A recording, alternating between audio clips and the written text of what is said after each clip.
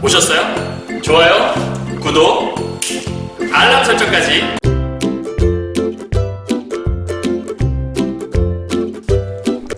안녕하세요. 경화여고 2학년 학생 여러분, 그리고 전국에서 고2 신사고 문항 교과서를 사용하시는 학생 여러분 만나서 반갑습니다. 선생님은 세계 최강 국어쌤 조인수 선생님입니다. 오늘은 여러분들 이제 지난 시간에 이어서요, 우리 지난 시간에 사시남정기라고 하는 고전소설 배웠죠. 오늘은 현대소설 중에서 되게 유명한 소설이기도 하고요, 그 다음에 시험에 잘 나오기도 하는 난장이가 쏘아올린 작은 공이라는 소설을 함께 좀 보고자 합니다. 사실은 내신 시험에 나온다면 꼭 나올 수밖에 없는 작품이거든요. 수능에서도 많이 나왔을 수 있고 나올 수도 있는 작품이기도 하기 때문에 여러분들이 잘 기억해 두시는 게 좋습니다. 그리고 현대사회와 무관하지 않거든요. 그래서 여러분들이 잘 기억해 두시면 좋겠는데요. 먼저 힘이 되는 한마디 좀 보고 오늘도 넘어가도록 할까요? 인생은 자전거를 타는 것과 같다. 균형을 잡으려면 움직여야 한다라는 알버트 아인슈타인의 유명한 말이에요, 여러분들. 어떤 내용인지는 아시겠죠? 자전거를 타기 위해서는 여러분들 구르지 않으면요, 사실은 균형을 잡기 힘들고 서 있기 힘들거든요. 그래서 끊임없이 움직여야지만 자전거는 균형을 잡고 잘 달려갈 수가 있습니다. 여러분들 공부도 마찬가지고요, 여러분의 인생도 마찬가지거든요.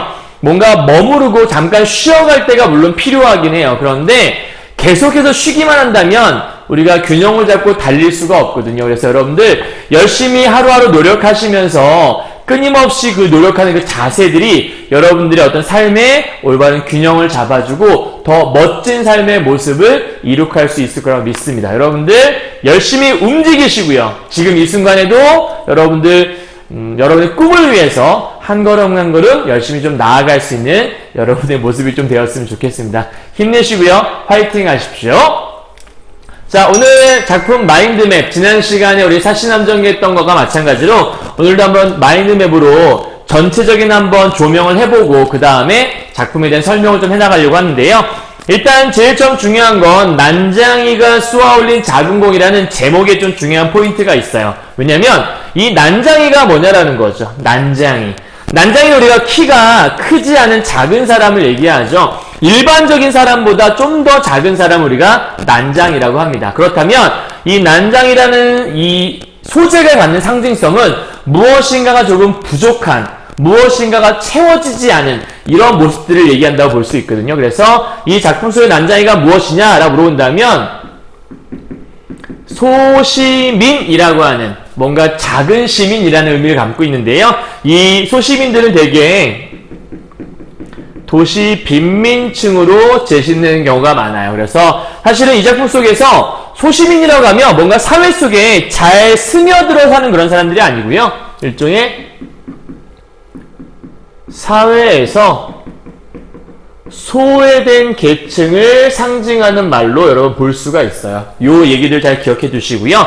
그 다음 이 작품이 보여주는 또 하나의 팁은 뭐냐면요, 사실은 지금의 사회라기보다는 1970년대 사회를 얘기해주고 있거든요. 1960에 70년대를 우리가 정치적으로 따지면 독재정치 시기라고 하고요, 산업, 사회적으로 본다면 일종의 산업화 시기라는 게 되게 중요한 특징 중에 하나예요. 그래서 이러한 산업화 사회 속에서 당시에 좋지 않았던 모습들을 고발하고자 하는, 다른 말로 이 작품은 사회 고발적인 성격을 갖고 있다라고 또 하나 설명을 할 수가 있습니다. 그렇기 때문에 이 작품은 되게 사실적인 묘사가 많다라고 볼 수 있어요. 그러니까 쉽게 말하면 이 작품 속에 드러나는 이 배경 묘사라든지 상황 자체가 실제 있었을 법한 내용들을 담고 있다라는 거죠. 그래서 당시 사회 속에 진짜 있던 그런 이야기들, 그리고 이 작품을 쓸 때 단순하게 시간의 흐름에 따라 쓰는 것이 아니고요, 과거와 현재가 중첩을 이룬다라고 얘기하는데요. 또 왔다 갔다 한다는 얘기를 하고 볼 수 있겠죠. 그래서 우리 본문도요, 사실은 현재 과거 이야기가 이렇게 섞여 있어요. 그래서 처음 시작 부분은 사실은 과거 이야기가 나오고요, 그다음에 현재의 모습은 영희가 집을 나갔을 때 찾아 헤매는 영수와 영호 형제의 이야기가 현재형으로 또 등장하거든요. 그래서 본문 설명할 때 한 번 더 말씀을 드리도록 하겠습니다. 자, 또 하나요. 이 작품 속에서 사실은 중요한 포인트 중에 하나가 뭐냐면 서술자의 변화가 나타난다는 거거든요. 이게 굉장히 중요해요. 서술자의 변화라고 얘기하면 대개는 우리가 시점의 변화를 얘기할 수 있으니까 뭐 1인칭이 3인칭 이런 걸 얘기할 수 있는데 사실 이 작품 속에는 시점은 1인칭 주인공 시점만 등장하거든요. 그러면 1인칭 주인공이라고 하는 것들은 나가 등장한다는 얘기잖아요. 그런데 재밌는 건 이 작품이 총 3부로 되어 있어요. 그러니까 단순한 이야기가 아니라 3부로 되어 있는데 1부의 이야기는 주인공이 영수가 주인공이에요. 그래서 똑같이 1부에 나가 나오는데 이 나는 영수가 되겠고요. 다음에 2부에도 나가 나오는데 그 2부의 주인공 나는 영호가 되고요.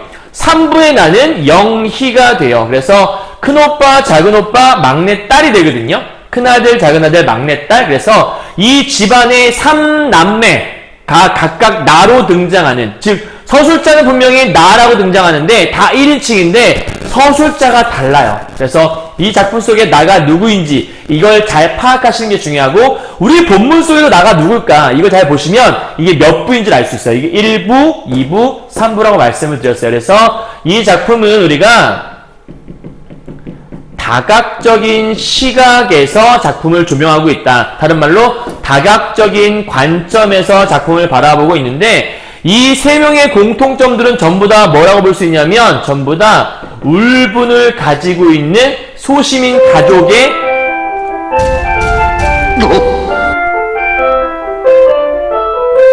소시민 가족의 모습이었습니다. 지금 밤 9시에 여러분들. 그래서 밤 9시라 이게 약간 녹화에 약간 묘미 잠깐 잘라낼 수 있었는데 그냥 가도록 할게요. 종이 쳤네요. 집에 가라고 하는데 여러분들 위해서 강의를 좀 찍고 있습니다. 다 찍고 나면 10시간이 되지 않을까 싶은데 최대한 빨리 좀 찍어보도록 하죠. 자, 그 다음에 이쪽 넘어오시면 이 작품에서 또 하나 중요한 게 뭐냐면 요 반어법이라는 게 굉장히 중요한 의미 지니거든요. 왜냐면 우리 본문 속에 나오는 얘기는 아닌데 사실은 이 난장이가 쏘는 작은 공이 모의고사 문제에 나온 적이 있어요. 이미 나온 적이 있고 모평에 출제된 적이 있는데 그때 어디가 나왔었냐면 이 작품 속에 이들이 사는 동네가 낙원구 행복동이라는 동네에 살아요. 그런데 이들의 삶은 행복하지 않아요. 낙원이 아니거든요. 그러니까 이거는 일종의 낙원구 행복동이라는 아름다운 이름을 통해서 이들의 어떤 비참한 상황들을 오히려 부각하는, 그러니까 이 작품 속에서 아름다운 소재가 나온다는 건 오히려 그 아름다운 소재, 상황이 이렇게 아름답고 이렇게 아름다운 사회인데 우리들의 삶은 너무 비참해, 이런 거를 보여준다라고 볼 수 있다는 거예요. 그래서 실제로 낙원구 행복동이라는 이름은 갖고 있으나 그런 동네가 아니라는 거예요. 그래서 반어법이라고 설명한다는 게 중요한 포인트고요. 또 하나, 이 작품 속에서 방금 이거 연계할 수 있는 건데요. 약간 환상적인 묘사가 많이 나와요. 아름다운 사회가. 그런데 이런 환상과 그다음에 실제에 나타나는 이 현실이 되게 조화를 이루지 못하고 부조화스러운 모습을 보여요. 그러니까 조화롭지 못한 모습을 보이는 거죠. 그럼 왜 이렇게 부조화스러운 모습을 보이냐? 이 환상적인 모습은 약간 동화적인 분위기를 연출하거든요. 이렇게 얘기해서.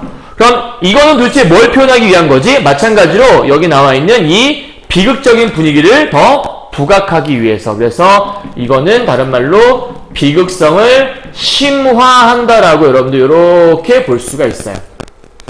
어떤 문제집에서는 환상과 현실이 조화를 이루고 있다 나오는데 조화를 이루고 있다는 얘기는 환상하고 이 현실이 뒤섞여 있다. 그런데 조화롭게 함께 나와 있긴 하지만 사실은 뭔가 어울리지 않는 모습이 나타나는 거죠. 현실은 비참한데 환상적인 아름다움이 있다는 건 이런 환상적인 아름다움 속에 살고 싶은데 내 현실은 이래, 이런 것들을 보여준다는 거죠. 그리고 이 작품은 또 하나 연작소설이에요. 그래서 사실은 이 이야기가 하나에서 끝나는 게 아니라 다른 이야기가 또 연결이 돼요. 그래서 이 작품 속에 나오는 이 영수가 다른 이야기 속에서 다른 일을 벌이거든요. 그게 또 하나 있다가 얘기할 것 중에 하나라고 보시면 될 것 같아요. 자, 그래서 요 정도의 내용들 여러분들 좀 알고 계시면 이 작품을 공부하는데 굉장히 좀 중요한 포인트가 되기 때문에 미리 좀 말씀을 드렸으니까 잘 기억하시고 함께 좀 가시면 좋을 것 같아요. 자, 마인드맵 하나 그려드렸어요. 다음 포인트 가도록 하죠. 자, 이번엔 인물 중심으로 한번 정리해 보겠다라고 말씀을 드렸는데요.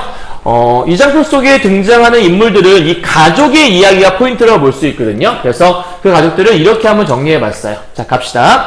아버지는 어떤 사람이냐? 난장이로 등장을 해요. 난쟁이, 난장. 원래 난장이라고 이제 제목 속에 나와 있는데, 어쨌든 이 난쟁이라고 하는 존재로 아버지, 뭔가 다른 사람들에 비해서 조금 뭔가 부족해 보이는 신체적인 결함을 갖고 있는 사람이라 볼 수 있죠. 이 신체적인 결함이 말 그대로 신체적인 결함을 갖고 있는 것처럼 보이는데 이거로 인해 사회에서 소외를 받고 있는 거예요. 사실은 키가 작아 보이지만 사실은 큰 어떤 마음을 지니고 있는 사람일 수 있잖아요. 그런데 신체적인 결함이 이 사람의 사회적인 것들을 결정해버리는 그런 안타까운 것들을 보이고 있는 하나의 어떤 상징성을 갖고 있는 소재라고 볼 수가 있어요. 어쨌든 아버지는 난장이인데 굳은 일을 도맡아 하고 있어요. 집안을 위해서. 하지만 현실의 중압감으로 마지막에 집안이 거의 이제 몰락하기 직전에 갔을 때 지붕에 올라가서 하늘을 향해서 이제 공을 쏘아 올리다가 추락사로 이제 죽게 되는 모습이 나오거든요. 비극적인 결말을 맞이하게 되는 거죠. 자, 어머니의 특징은 가족을 위해 헌신하는 부분이고요. 살길을 적극적으로 모색하는 그런 어머니상이라고 볼 수가 있습니다. 다음 제일 중요한 포인트인 영수, 영호, 영희. 영수는 큰아들이고 공장 노동자예요. 이 영호, 작은 아들인 영호와 함께 공장에서 일을 하게 되죠. 이 둘 다 노동운동에 참여를 했다가 이 노동운동은 뭐냐면 지주는 좀 어울리지 않죠. 공장의 관리자 계층, 이 너무 부당한 어떤 일을 하는 거예요. 그래서 그 부당함에 저항을 하다가 쉽게 말하면 노동운동을 하다가 그 결과 공장에서 잘리는 일이 벌어지게 돼요. 그래서 이것도 일종의 약간 좀 소외되는 모습을 볼 수 있겠죠. 영수는 현실을 약간 냉정히 판단하는 뭔가 좀 불같은 성격이 아닌데요. 여기는 영호는 좀 불같은 성격이라서 막 화를 내는 약간 현실의 모습에 불만을 토로하고 어떻게 사회가 할 수 있어! 라고 소리치는 그런 사람 중에 하나가 영호라고 볼 수 있어요. 그리고 영희가 되게 중요한데요. 영희는 막내딸이면서 되게 순수하고 여린 성품을 갖고 있거든요. 그런데 나중에 이야기 속에서 사실은 살짝 우리 줄거리를 말씀드리면 이들이 판자촌에 살아요. 그런데 판자촌에 살다가 사실은 철거 개고장이라는 이 집을 무너뜨리겠다라는 게 나타나게 되고 여기한테 입주권을 줘요. 그래서 나중에 이 동네에 이 집이 지어졌을 때 여기에 들어와서 살 수 있는 권리를 주는 거예요. 근데 문제가 뭐냐면 권리를 갖고 있지만 들어오려면 돈이 필요하잖아요. 근데 판자촌에 사는 사람들한테 보상금을 줘봤자 얼마나 주겠어요. 그러니까 이 집에 들어올 수 있는 돈은 없는데 입주권만 갖고 있는 거죠. 결국 이 사람들이 할 수 있는 건 이 입주권을 파는 거밖에 없어요. 돈을 가진 자들한테. 그러니까 돈을 가진 자들은 여기 이제 새로운 집이 지어지면 입주권을 갖고 이 집에 들어와서 집이 또 막 이렇게 더 집값이 오르게 되면 또 돈을 벌게 되는. 그러니까 가진 자들은 결국 돈을 벌게 되는데 가지지 못한 자들은 이 집에 들어와 살 수가 없게 되는 거죠. 결국 이 입주권을 누군가한테 팔게 되고 그 결과 이 입주권을 이제 약간 강탈당한 거나 마찬가지잖아요. 이거를 되찾기 위해서 이 영이라는 이 순수한 영혼이 돌려주세요 라고 갔다가 이제 순결을 빼앗기는 이런 일이 벌어지게 되고 잠든 그 자기 순결을 빼앗은 그 남자가 잠든 틈을 타서 이 입주권과 일말의 돈을 가지고 이제 집에 돌아왔는데 아버지는 이미 돌아가신 뒤였고 그 결과 영희가 이제 펜지꽃이라는 꽃을 이제 어떤 하수구에 버리는 그러한 것들을 상상하며 끝나는 모습으로 우리 책에서 살짝 나와요. 이해 가셨나요? 그러니까 그런 내용들이 있다란 정도만 알아두시고 나중에 본문을 정리하시면 될 것 같아요. 어쨌든 맨 마지막에 이렇게 대결 의지를 불태우곤 하는데 마지막에는 순수함에 좌절되는 그런 모습이 있다는 거에서 이 영의 순수함에 좌절되는 모습 되게 중요한 포인트입니다. 이해하셨죠? 난장이가 쏘아올린 작은 거는 전체 주거를 한번 좀 여러분 이해하시면 좋을 것 같아요. 그래서 좀 간단하게 얘기해보자면 나름대로 이 집을 지키고자 노력했으나 지킬 수 없고 즉 가진 자에게 굴복하게 되고 입주권을 팔 수밖에 없는 상황 속에서 이 영희는 그런 순수함마저도 이런 사회 속에서 뭔가 좌절되고 아버지 돌아가시면서 그들의 어떤 살아보고자 하는 의욕조차 꺾여버리는 그런 안타까운 사회 현실을 고발하는 작품 이렇게 보시면 될 것 같습니다. 되셨나요? 자, 그러면 요거 하나 살펴보도록 하죠. 선생님이 지난 지난 시간부터 이 작품의 포인트 잡아드리고 있는데요. 고2 신사고 문화교과서 안에서 요것만은 알고 넘어가자. 요 네 가지를 좀 잡아봤어요. 첫 번째, 공장의 환경. 첫 번째 파트에 나오는데요. 노동자와 회사가 서로 대립을 이루고 있는 상황 속에서 이 공장이 노동자들에게 어떻게 하고 있는가, 이것들을 하나 살펴봐야 되겠고요. 두 번째는 줄 끊어진 기타와 펜지꽃이라는 것들의 의미가 있어요. 이 소재가 되게 중요한 소재가 나오거든요. 그래서 영희와 연결되는 건데 이 소재들의 의미를 꼭 파악하시고 시험에는 아마 출제될 수 있는 요소가 될 거예요. 다음 세 번째요. 밥상. 이들이 마지막에 집이 철거되는 상황 속에서 마지막 밥을 먹거든요.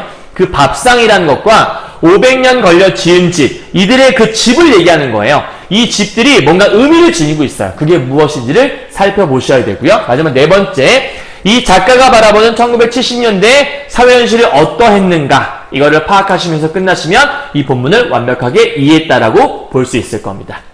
이해하셨나요? 자, 본문이 좀 길어요. 여러분 책에서 6페이지인데요. 되게 빽빽하게 써 있어요. 그래서 지금은 일단 간단하게 중요한 포인트들 위주로 좀 읽어보도록 하고요. 잠깐 영상 멈춰두시고 본문 읽어보신 다음에 이 영상에 참여하시면 좋겠습니다. 그리고 좀 구체적인 내용들은 실제 실시간 스트리밍 통해서 더 구체적으로 정리해 드릴 거니까 지금은 간략하게만 설명해 보도록 할게요. 그렇다면 한번 본문을 넘어가 보도록 하죠. 갑시다. 자, 앞부분의 줄거리입니다. 난장이 가족이 사는 나공구 행복동. 나오네요. 이 부분이에요. 아까 얘기했지만 전혀 행복하지 않은 동네거든요. 그래서 이 나공구 행복동이란 말이 뭘 보여주는 거냐면 반어법을 설정하고 있다라고 설명드렸고요. 자, 철거 계곡장이 배달돼요. 이게 날아오기 전까지는 아무런 문제가 없었거든요. 그래서 이 철거 계곡장은 이 작품 속에서 이 갈등의 원인이 되는, 계곡장이 날아오는 걸 통해서 이 집안에 이제 분란이 생기는 거죠. 우리는 나갈 수 없어! 라고 버티는 이 판자촌의 사람들과 여기를 무너뜨리려는 가진 자들, 이 사이에서 벌어진 갈등이 나타난다는 거예요. 자, 배달되자 가난한 그들은 입주권을 팔고 이사의 처지에 내몰리게 되죠. 아까 말씀드렸어요. 입주권은 있으나 이 입주권은 먼저 들어올 수 있는 권리예요. 그러니까 좋은 권리죠. 그런데 여길 들어올 수 있을 만한 돈이, 예를 들어 이 집을 살려면 1억이 필요하다. 그런데 이들에게 있는 돈은 예를 들어 1000만 원밖에 보상을 안 해주는 거예요. 그러니까 들어올 수가 없잖아요. 그럼 결국 이들이 택할 수 있는 건 입주권을 어떤 사람들이 그건 나한테 3천만 원에 파쇼! 그럼 3천만 원에 팔아야 되는 거예요. 그리고 그들은 이 집에 들어와서 나중에 이 집값이 뭐 2억, 3억까지 뛰는 거죠. 그럼 결국 그들은 3천만 원의 입주권을 샀고 1억을 지불해서 1억 3천에 이 집을 샀지만 나중에 3억까지 뛰면 이들은 1억 7천을 벌게 되는 거잖아요. 그렇죠? 근데 뭐 이 가난했던 사람들은 더 이상 돈을 벌 수 없고 3천만 원에 팔아야 되는, 물론 3천만 원을 벌었지만 이제 이 돈 갖고 어디 가서 살아야 되는 거죠? 집이 없어졌으니까. 안타까운 상황에 처하게 되는 거죠. 자, 인쇄공장, 아까 말했던 그 노동자들 얘기하는 거예요. 인쇄공장에서 일하던 난장의 두 아들, 영수와 영호. 이 영수가 아까 말했지만 큰 아들이고요. 영호는 작은 아들이에요. 이들이 노동자의 권위를 되찾기 위해 사장과 협상 시도했다가, 즉 노동운동을 했다라는 거죠. 일종의 약간 파업 이런 걸 생각해 보시면 될 것 같아요. 공장에서 쫓겨나는 모습이 나타나게 되고요. 결국 이들이 약간 사회 속에서 이제 약간 도태돼 버린 거죠. 김 사장이라는 부동산 업자가 난장의 가족이 입주권을 사가자 난장의 딸 영희는 가족들 모르게 김 사장을 따라가요. 왜요? 입주권을 되찾아보겠다고요. 그런데 결국 이 결과 영희는 자기의 순결을 빼앗기는 그런 일이 벌어진다고. 근데 마음 아파요. 이야기 읽다 보면. 어쨌든 그런 일이 벌어진다는 거를 설명하고 있는 거예요. 자, 그러면 현재 영희가 지금 따라갔잖아요. 이제 어떤 일이 벌어지는 거냐면 영수와 영호가 집을 나간 영희를 내가 반드시 우리 아빠를 위해서 입주권 찾아올 테야! 그러면서 나간 상태예요. 그러니까 그들을 찾아가는 상황이라 볼 수 있는 거죠. 그런데 우리 책의 첫 번째 부분은 분명히 영호와 영수가 영희를 찾아갔거든요. 근데 갑자기 공장 얘기가 나와요. 그럼 이 공장 얘기는 언제냐면 자기들이 쫓겨나기 전의 이야기라 볼 수 있는 거예요. 그러니까 이 부분은 과거를 회상하는 이야기라 보시면 될 것 같습니다. 요걸 먼저 포인트 잡으시면 될 것 같아요. 갈게요. 형은 점심시간에 식사를 하지 않고 나를 찾아왔고요. 이야기하기 시작하네요. 우리가 말을 할 줄 몰라서 그렇지 이것은 일종의 싸움이야. 그럼 이것은 뭐냐면 사장과의 협상을 얘기하는 거예요. 그러니까 단순한 어떤 말다툼이 아니라 이거는 우리의 어떤 정말 삶의 투쟁이야 이렇게 얘기하는 거죠. 그랬을 때 밑에 봐요. 우리가 받아야 할 최소한의 대우를 위해 싸워야 돼. 그러니까 이거는 일종의 우리가 가질 수 있는 우리가 노동권 같은 걸 얘기하는 거예요. 그래서 싸움은 언제나 옳은 것과 옳지 않은 것이 부딪혀 일어나는 거야. 우리가 어느 쪽인지 생각해 봐야 돼. 그러니까 알아 라고 얘기를 하네요. 넘어가 보도록 하죠. 형은 점심을 굶었어요. 점심시간이 30분밖에 안 되는 거예요. 여러분 이거 잘 보셔야 돼요. 공장에서 일을 하는데 격리된 생활을 하거든요. 그런데 회사 사람들, 저 사람들이 이제 우리가 말했던 그 관리자들이 되겠죠. 이 관리자들이 우리의 일량과 성분을 하나하나 조사해서 기록을 하기 시작해요. 이게 되게 웃기는 건데요. 여러분 보통 우리가 어떤 일을 할 때 관리자들이 얘네들이 일을 얼마나 했나, 이들이 어떤 성분을 가지고 있나, 이것들을 하나하나 다 기록을 한다는 거예요. 되게 꼼꼼해 보이는 것 같지만 이거는 꼼꼼함에 대한 얘기를 하는 게 아니라 이들에 대해서 되게 철저하게 관리를 하고 있는 모습을 보여주는 거예요. 그럼 철저한 관리하는 게 좋은 건가? 아니죠. 이거는 이들을 약간 통제하고 억압하고 있다는 걸 설명해 주는 거라고 볼 수 있어요. 자, 그 상태에서 그들은 점심시간으로 30분을 줘요. 여러분 점심시간 얼마나 돼요? 보통 한 50분, 60분 되지 않아요? 밥 먹다 보면 금방 30분이고요. 얘기하고 뭐 양치하고 치카한 다음에 뭐 커피 한 잔 마셔도 보통 1시간 정도는 필요하잖아요. 그런데 30분을 주는데요. 특이한 건 10분 동안 식사를 하래요. 이게 말이 돼요? 그리고 20분 동안은 공을 차라고 했대요. 얼핏 생각하면 와, 운동도 하게 해주나 보다 라고 생각할 수 있는데요. 이게 그 모습인가를 고민해 볼 필요가 있어요. 이게 뭔 얘기냐면요, 이들이 30분 동안 뭘 해야 될지를 정해주는 거예요. 그러니까 내가 공 차기 싫은데, 나는 친구들과 얘기하고 싶은데 그걸 못하게 만드는 거예요. 그래서 죽어라 공만 차요. 그러면 서로 간에 소통을 할 수가 없잖아요. 그러니까 뭔 얘기냐면 서로 소통할 수 있는 기회 자체를 주지 않는 거예요. 그러니까 이건 다른 말로 철저하게 지금 뭐 하고 있는 거냐면 철저히 이들을 통제하는 모습을 우리가 생각해 볼 수 있는 거죠. 그러니까 서로 간에 약간 논의 자체를 할 수 없도록 논의를 방해하는 어떤 수단이라고 볼 수 있어요. 그러니까 명목상으로는 여러분들의 건강을 위해서 공을 찰 수 있는 시간을 드립니다. 10분 동안 밥을 먹고 열심히 공을 차십시오 라고 얘기했는데 그게 아니라 밥을 후딱 빨리 10분 만에 빨리 먹고요. 그러니까 밥을 10분 만에 먹으려면 밥을 먹으면서 얘기할 시간이 없잖아요. 또 하나, 공을 차면서 여기 공 달란 얘기할지언정 공 차면서 우리 정말 불만 있지 않아? 이런 걸 얘기할 시간 어떻게 있겠어요. 그러니까 서로 간에 이 관리자들을 위해서 불평할 수 있는 시간 자체를 없애버린 거라고 볼 수 있는 거예요. 굉장히 철저하게 통제하고 있는 부분이겠죠. 자, 밑에 보시면 제대로 쉬지도 못하고 일반하는 모습이 나오잖아요. 공장이 일방적으로 원하기만 했잖아요. 굉장히 일방적인 거니까 획일화된 모습을 설명하고 있다고 볼 수 있을 것 같아요. 더군다나 탁한 공기와 소음 속에서 밤중까지 일을 했다는 걸 보면 굉장히 이들은 노동력을 뭐하고 있는 거냐면 착취당하고 있는 상황이라고 우리가 생각해 볼 수 있겠죠. 자, 이거를요 이렇게 설명한 부분이 있어요. 봐요. 자, 발육 부조 현상을 보이는 모습이 있대요. 이게 여러분 되게 중요한 포인트라서 선생님이 네모 쳐는 거거든요. 별표 하나 쳐볼까요? 시험에서는 이 부분을 물어볼 가능성이 커요. 이게 뭔 얘기냐면 자랄 나이에 제대로 자라지 못하는 발육 부조 현상을 보인대요. 이 발육 부조 현상이 설명하는 게 두 가지라고 볼 수가 있어요. 그러니까 실제로 내 신체적인 성장이 되지 않는 거예요. 왜냐하면 우리가 보통 햇빛을 봐야 사람들도 많이 자란다라고 얘기를 하거든요. 근데 늘상 이곳에서 햇빛을 보지 못한 채 공장에서만 일을 하기 때문에 신체적인 성장이 안 되라는 거. 그러니까 이게 지금 겉으로 보는 모습이라고 볼 수 있겠죠. 그러니까 실제로 겉모습이라고 우리가 볼 수 있을 것 같아요. 근데 이 안에 숨어있는 또 다른 의미가 이 2번이 좀 중요한 포인트겠죠. 뭐가 숨어있는 거예요. 뭐냐면 이 안에서는 발육부조, 뭔가 자라지 못하라는 거죠. 그러니까 이들 여기 산업화 시기 때 제일 중요한 포인트 우리가 여러분 빈부격차라는 거잖아요. 그러니까 여기서는 이게 빈부의 격차를 설명해 주고 있는 거예요. 그러니까 이 빈부격차가 점점 심해져서 발육 부조, 가지지 못한 사람들이 뭔가를 더 가지지 못한 채, 자라지 못한 채 더 가난해지고 있는 모습. 더 가난해지는 모습을 설명해 주고 있는 거죠. 그래서 여기서 말하는 이 빈부격차, 다른 말로 경제력이 자라지 못하는 모습을 설명하고 있다는 거예요. 그러니까 이 발육부조 현상이라는 것들은 일종의 중의적인 표현이라고 볼 수 있겠죠. 겉으로 보기에는 햇빛을 보지 못해서 못 자라고 있나 보다를 설명하는 것 같지만 사실은 이걸 설명하고 싶은 거니까요. 이해 가셨나요? 그리고 이런 상황 속에서 사장이 늘상 하는 얘기가 있어요. 불황이야. 우리 정말 요즘 불황이니까 열심히 일을 해야 돼 라고 얘기한다는 건데 이 불황이라는 말을 자주 사용했대요. 왜 했을까요?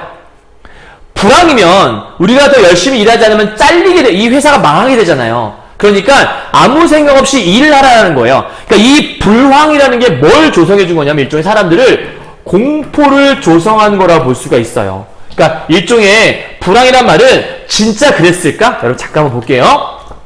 여기 보시면 우리에서는 여러 형태의 억압을 감추기 위해 불황이란 말을 이용하고 있다. 그러니까 뭔가를 감추기 위해 사용하는 거니까 이건 일종의 허위 정보라는 걸 알 수 있어요. 왜냐면요. 밑에 볼까요?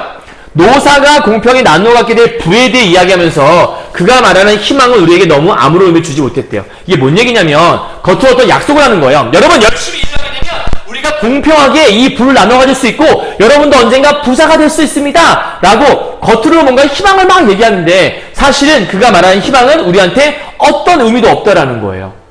왜 아무런 의미가 없지? 결국 이것은 와닿질 않잖아요. 왜냐하면 이들에게 필요한 건 우리는 희망 대신에 차라리 간이 알맞은 무말랭이, 그러니까 여기서 말하는 요 무말랭이라는 게 의미하는 건 실질적인 보상을 원하는 거잖아요. 그러니까 여기서 말하는 요 희망이라고 하는 건 뭐냐면 실질적인 게 아니라 그냥 겉으로 약간 그냥 뭐랄까 허무한 이상 이런 거밖에 안 되는 개념이라는 거예요. 그러니까 우리에게는 실질적인 보상이 필요한데 자꾸 우리한테 어떤 잘할 수 있어요. 여러분 좋아질 수 있어요. 눈에 보이지 않는 약간 추상적인 좀 말을 바꿀까요? 약간 추상적인 희망만을 노래하는 그런 어떤 관리자들의 모습이 있었다라는 거죠. 그래서 진짜로 우리가 정말 불황이었나? 요 뒤에 내용을 살펴보게 되면 회사는 오히려 잘 되고 있어요. 근데 자꾸 불황이래요. 그러니까 이 사람들 입장에서는 회사가 자꾸 망할 것 같다는 생각이 드니까 더 열심히 일에만 집중할 수밖에 없다라는 거죠. 딴 생각을 할 틈이 없게 만드는 거예요. 여러분 여기서 하나 이제 포인트가 뭐냐면 나중에 요게 희곡 중에요. 파수꾼이라고 하는 이강백의 파수꾼이라는 작품이 있어요. 이강백의 파수꾼이 뭐냐면 파수꾼이 이 마을을 지키는 사람이, 그러니까 앞에서 위험이 닥치는 걸 알리는 사람인데 늑대가 나타났다라고 자꾸 외치는 거예요. 그런데 실제로 늑대는 존재하지 않거든요. 근데 늑대가 존재한다라고 이 파수꾼은 아무 생각 없이 외치게 되고 촌장이 사실은 늑대가 있다라고 허위 정보를 알려주는 거거든요. 그런데 이 늑대가 나타나게 되면 사람들은 불안할 수밖에 없잖아요. 그러니까 기존에 우리를 통치하고 있는 이 촌장한테 복종할 수밖에 없어요. 그래서 이 이강백의 파수꾼 속에 촌장이 사람들을 다스리기 위한 공포의 수단으로 늑대가 우리 이 마을 외부에 존재한다. 그러니까 내가 너희들을 지켜주고 있어. 이렇게 공포를 조성하게 되거든요. 그거와 통하는 거라고 볼 수 있어요. 그래서 요 작품이 나올 때 보기 같은 거에 이강백의 파수꾼을 제시하는 경우가 굉장히 많아요. 좀 기억해 두시면 좋을 것 같아요. 어쨌든 돌아와서요. 무말랭이가 올라오길 바랬었는데 변화는 없었어요. 그러니까 계속 나빠질 뿐이라는 거죠. 넘어가 보도록 할게요. 옆에 보시면 야간 작업 수당도 많이 줄어들게 되었고 노동자 줄죠. 이거 보니까 노동자들이 자꾸 줄어요. 근데 일 양은 많아져요. 그러니까 이게 뭐냐면 보수를 주는 건 자꾸 줄이고요. 사람들한테 일량은 많아지는 거니까 그 결과 월급 나가는 게 적어지면 결국 그 돈은 다 누구한테 가겠어요? 관리자들한테 가겠죠. 그리고 이 노동자들은 내가 내일 잘리면 어떡하지? 이런 불안감이 또 자꾸 조성이 되게 되겠죠. 그러니까 이 관리자들이 나쁜 인간들이었던 것 같아요. 그죠? 다시 돌아봐요. 말 조심을 하게 됐고 옆에 있는 동료가 믿기 어려웠대요. 이게 뭐냐면 사실은 서로 협력을 못하게 중간에서 이간질을 하는 관리자층이 있었던 거예요. 그러니까 약간 자기의 일종의 약간 간첩 같은 걸 심었다 볼 수 있는 거죠. 그래서 누군가가 저기 관리자한테 누군가가 맨날 와서 일내는 거예요. 그래서 막 예를 들면 뭐 오늘 정말 그 부장 재수없지 않아? 그러면 그 다음날 부장이 찾아왔고 자네 어제 그렇게 얘기했다며 이렇게 얘기를 해버리는 거죠. 그러니까 옆에 있는 동료도 믿을 수가 없는 거예요. 누가 관리자 편인지 모르니까. 그래서 결국 이 부당한 처사에 말한 자가 아무도 모르게 쫓겨났잖아요. 그 쫓겨난 사람이 누군 거냐면 우리 앞에 줄거리를 읽었죠. 영수와 영호가 바로 이러한 것들 때문에 쫓겨났다라 볼 수 있는 거죠. 일종의 약간 좀 약한 약자층이라 볼 수 있는 거예요. 그래서 공장 규모는 여기 써있죠. 공장 규모는 반대로 커가기만 해요. 그러니까 앞에서 말했던 그 불황이라는 단어 있잖아요. 이 불황이라는 게 허위 정보라고 우리가 알 수 있다라는 거예요. 사장은 자꾸 불황이래요. 근데 공장은 커가요. 그러니까 우리는 믿을 수가 없는 거죠. 이게 말이 돼? 라는 생각을 하게 되는 거죠. 윤정기 들여오고 자동접지 기계 들여오고 이런 기계들은 잘 들어와요. 그러니까 뭔가 공장이 잘 되고 있다는 거잖아. 그런데 회사는 자꾸 사장이 회사가 위기가 됐다라고 얘기를 하는 거예요. 그러니까 이게 지금 아까부터 계속 얘기하는 일종의 공포를 조성을 해서 사람들을 억압하기 위한 억압 수단으로 사용을 하고 있는 거죠. 그래서 적대 회사들과의 경쟁에서 지면 우리가 모두 다 수밖에 없습니다, 여러분. 열심히 일을 합시다! 라고 얘기하는 거예요.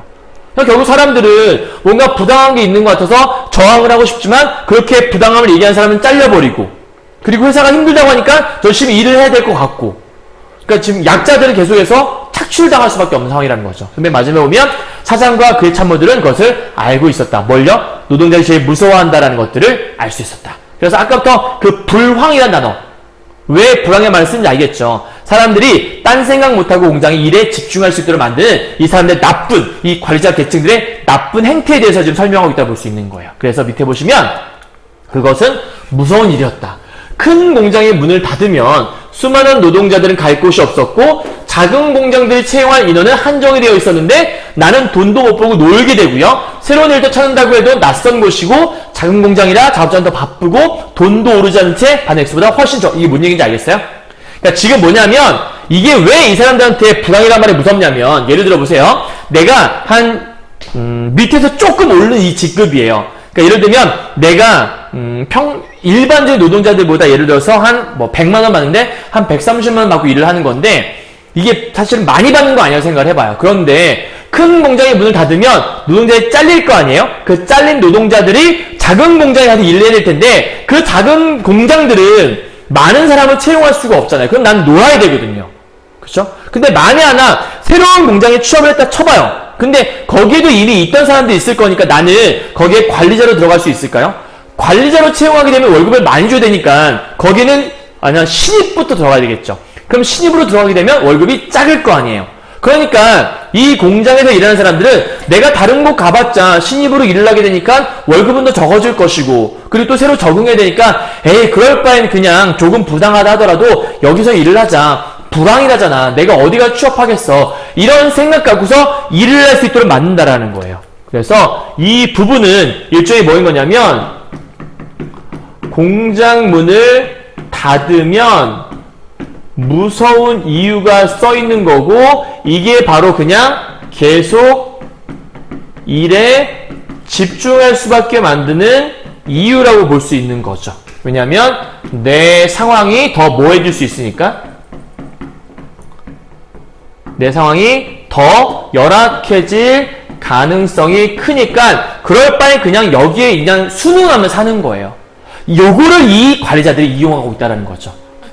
이 당시 산업화 사회의 이 공장장 관리자 계층들이 이러한 모습들을 보였다는 거죠. 진짜 치사하지 않습니까? 정말 열악하고요. 그죠? 자, 그래서 이러한 것들 때문에 밑에 볼게요. 노동자 대부분이 어린 나이에 들어와서 중요한 성장기의 3, 4년을 이 공장에서 보냈죠.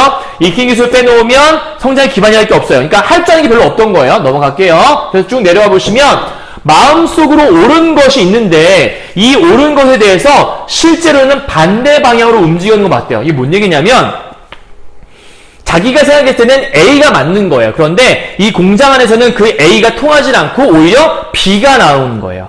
그럼 이 얘기가 뭐인 거냐면 이 사회 현실이 올바르다 올바르지 않다? 올바르지 않은 거니까 굉장히 부조리하다. 이 사회 현실의 이 부조리함을 이렇게 설명하고 있는 거죠. 분명히 옳다라고 믿었으면 그 옳은 대로 사회가 진행이 돼야 되는데 이 공장 안에서 즉 사회 현실은 그렇게 조리 있게 우리가 생각하는 옳은 길대로만 나아가는 게 아니었다라는 거죠. 그 사회 현실을 보여주고 있는 거고 이걸 제시하는 이유는 뭐냐면 이러한 부조리한 사회 현실을 비판하고자 작가가 설정하고 있는 분이라고 볼 수 있을 것 같아요. 뭔 얘기냐면 밑에 볼까요? 우리는 너무나 모르는 것이 많았죠. 사장에게는 다행한 일이었는데 그 집 식구들은 정원 잔디를 기계로 밀어서 깎았어요. 그런데 그 집 정원에는 손질이 잘 된 나무들이 있던 거예요. 여러분 보세요. 나무들이 손질이 잘 됐어요. 그런데 넘어가 보시면 밝은 햇빛을 받아 무럭무럭 자랐죠. 그런데 나무 종합병원에 나온 나무 의사들이 돌봤어요. 와, 보여요? 이 나무들 있잖아요. 나무들은 손질도 잘 돼 있고 병원 의사들이 막 고쳐줘요. 그런데 문제는 뭐냐면 이 나무들은 잘 손질되고 있는데 밑에 보니까 여기 보세요. 귀대의 나무는 건강합니까? 라고 쓰여져 있어. 밑에 뭐라고 써있냐면 사람들이 병충해 구제 진단 생적 피해 진단 이런 것들 관리라고 쓰여져 있는데 함께 지나던 어린 조역이 뭐라 하냐면 우리 집엔 나무가 없어요. 나는 건강하지 못합니다. 라고 얘기했대요. 이게 무슨 얘기인지 알겠어요? 이게 뭐냐면 나무들도 관리를 받는데 사람은 관리를 받지 못하는 거예요. 그래서 나는 건강하지 못해. 나는 나무보다도 못한 존재라고 얘기를 하는 거거든요. 그러니까 지금 앞에서 말하는 이 손질이 잘 된 나무, 얘와 뭐가 반대가 되는 거냐면 발육부진을 보이는 노동자들 있잖아요. 우리 앞에서 봤던 그 노동자들 있었죠. 발육부진을 보이는 이 노동자들의 모습과 손질이 잘 된 이 나무들의 모습이 서로 대조를 이루고 있는 거예요. 쉽게 말하면 나무보다도 못한 모습이죠. 그래서 이 모습이 보여주는 게 바로 이 손질이 된 나무들은 오히려 이 노동자들의 어떤 비참함을 부각하고 있는 소재를 볼 수 있는 거고요. 더불어 넘어가서요. 우리 집에는 나무가 없습니다. 나는 건강하지 못합니다. 라고 얘기하는 요 말 있죠. 요게 뭘 보여주는 거냐면 바로 나무보다 못한 노동자의 어떤 처지를 풍자하고 있는 모습이라고 여러분 보실 수 있다는 얘기예요. 이해 가셨어요? 자, 그래서 맨 마지막에 보면 이걸 보고서 배를 잡고 웃어요. 되게 자조적인 모습인 거죠. 그래서 이 부분은 자조적인 웃음이라 볼 수 있겠고 무엇이 그렇게 웃었는지 모른다. 어린 조역들 그때 날마다 코피를 흘렸다고 돼 있으니까 이 코피를 흘리는 모습은 굉장히 뭘 보여주는 거냐면 열악한 노동 환경을 보여주고 있다고 볼 수 있는 거예요. 자, 여기까지가 과거에 지금 회상의 부분이라 생각하시면 돼요. 언제적에 공장에서 일하고 있던 그 시절에 얼마나 열악했는지를 보여주는 그 부분이라고 볼 수 있는 거죠. 그러니까 어떤 상황인지 알겠어요? 나무가 되게 치료 잘 받고 있고 밑에 보니까 귀대개 나무는 건강합니까? 그래서 이 광고 문구가 써 있던 거예요. 나무를 이렇게 하시면 잘 관리할 수 있습니다. 라고 되어 있는데 이 노동자는 자기는 관리를 받지 못한 사람이잖아요. 그러니까 우리 집엔 나무가 없어요. 나는 건강하지 못한 사람이죠. 나는 나무보다 못하니까요. 이렇게 얘기하고 있으니까 다른 사람들이 보면서 이거 보면서 막 웃고 있는 거예요. 야, 우리 처지가 나무보다도 못하네. 야, 너 나무보다도 못해. 이렇게 서로 간에 자조적인 웃음을 짓고 있는, 좀 씁쓸하죠. 그렇죠? 자, 이 모습까지가 한 파트라고 볼 수 있어요. 자, 다음 넘어가 보도록 할게요. 형은 우도솔 벗어 나의 등에 얹어 주었어요. 갑자기 형이 우도솔 벗어서 올려줄 리가 없잖아요. 그러니까 이 부분부터는 현실로 돌아온 부분이라고 볼 수 있을 것 같아요. 그래서 여기다 여러분들이 뭐라 쓰냐면 현실로 돌아오는 부분, 그래서 여기는 현실 파트 이렇게 보시면 될 것 같아요. 자, 풀숲으로 들어 형의 바지가랑이 이슬 젖었죠? 영희를 보았던 사람은 주정뱅이 아저씨밖에 없었어. 비행 접시가 내렸다는 곳이 여기야? 그래, 밤새도록 뭘 봤니? 그랬더니 아저씨 말 내가 믿었던 것 같아? 아니, 약간 뭐 순수한 예쁜 이야기 하는 것 같죠? 자, 그런데 지금 이 부분은 영희를 찾아 헤매는 부분인가 보다 생각하시면 될 것 같아요. 넘어가요. 차단할 때가 있어야지. 그냥 그만 들어가자. 형은 영희가 왜 집을 나간 것 같아? 너희들 때문이야 라고 어머니가 얘기를 하기 시작했대요. 갑자기 웬일이지? 너희들이 핑핑 놀고 있기 때문에 나갔어. 돈도 없고 집도 없잖아. 이게 지금 뭘 얘기하는 거냐면 가족의 현재 상황을 보여주는 거죠. 그러니까 지금 현재 영희가 집을 나간 상태에서 영희가 왜 집을 나간 것 같아? 막 얘기하고 있으니까 어머니는 현실이 되게 충실한 사람이거든요. 니네가 일을 그만뒀기 때문에 우리 집에 이 모양 이 꼴이 했잖아. 모든 게 너희들 책임이야. 다른 아이들은 멀쩡히 나와서 일을 하는데 너희들은 왜 쫓겨났니? 이러면서 막 뭐라 하고 있는 거예요. 사실은 이 부분이 이 형제들이 열심히 일을 하다가 나름대로 저항을 쫓겨난 건데 사실 어머니는 이것들을 납득을 하지 못하죠. 그러니까 어쩌면 이 어머니는 정말 이 소시민의 모습을 그대로 갖고 있는 현실에 순응하는 사람 중에 하나라고도 볼 수 있는 파트인 것 같아요. 어쨌든 중략하고 다음 부분 넘어가 보도록 할게요. 행복동 생활의 마지막 며칠. 자, 이제 행복동 생활에서 마지막 며칠 넘어가요. 그러니까 사실은 이 앞에 있는 요 중간에 있는 부분 있잖아요. 이 부분은 크게 의미가 시험문제 출제할 때 크게 낼만한 거리가 별로 없어요. 그냥 마냥 뭐 어떤 비행 접시에 내렸다는 곳이 여기야? 뭐 이런 얘기를 하는 거 보니까 뭔가 좀 뭔가 나름대로의 어떤 꿈을 찾는 그런 모습들 이런 걸 설명되어 있는 것 같긴 한데 크게 낼만한 거리들이 많진 않은 부분. 그래서 넘어가시면 이 부분이 더 중요하다고 볼 수 있겠죠? 행복동 생활의 마지막 며칠은 우리에게 악몽과 같았어요. 우리는 영희를 찾아 헤매었고요. 계속 영희 찾아 헤매고 있죠. 자, 이럴 때 영희는 가방도 들지 않고 집을 나갔는데 여기 보니까 줄 끊어진 기타와 펜지꽃. 아까 선생님이 포인트 하나 설명했던 거 있죠. 이 기타라는 게 뭐냐면 사실 영희가 꿈이 있었어요. 그런데 이 줄이 끊어졌다는 게 뭐냐면 이 기타라는 게 일종의 하나의 꿈을 상징하는 건데 줄이 끊어져 있다는 얘기는 이 영희의 꿈이 뭐였다라는 거예요? 영희의 꿈이 좌절되었다라는 거예요. 그러니까 줄 끊어진 기타는 쓸모가 없잖아요. 그러니까 영희가 이 줄 끊어진 기타를 왜 가지고 나갔을까? 나는 희망이 없다라는 것들을 일종의 약간 보여주는 부분. 그리고 이 펜지꽃이라고 하는 것들은 순수함을 상징하다고 볼 수 있거든요. 그런데 나중에 이 펜지꽃이 하수구에 버려지는 장면을 상상하는 부분이 나와요. 그럼 그런 걸 왜 얘기하는 걸까요? 잘 보세요. 이 기타와 펜지꽃이라는 것들 있잖아요. 사실은 나름대로 이 기타하고 펜지꽃을 들고 왔다는 거는 여기 넘어가 보도록 할게요. 이 부분은 일로 갈까요? 이렇게 가서